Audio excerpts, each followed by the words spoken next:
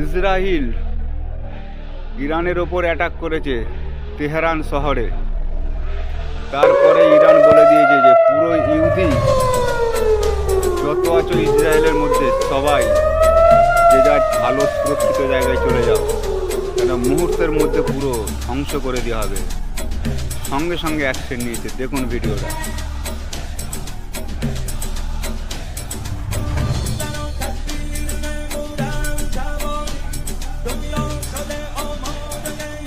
Iran কখনো থেমে থাকবে না। ইরান হচ্ছে বাঘের বাচ্চা। অনেক চেষ্টা করছে ইসরায়েল মিসাইল রোখার জন্য, কিন্তু পারেনি, পুরো ধ্বংস করে দিয়েছে।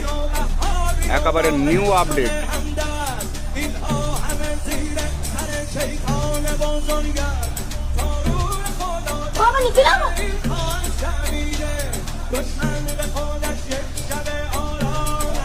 মাশাআল্লাহ, ইরান জিন্দাবাদ।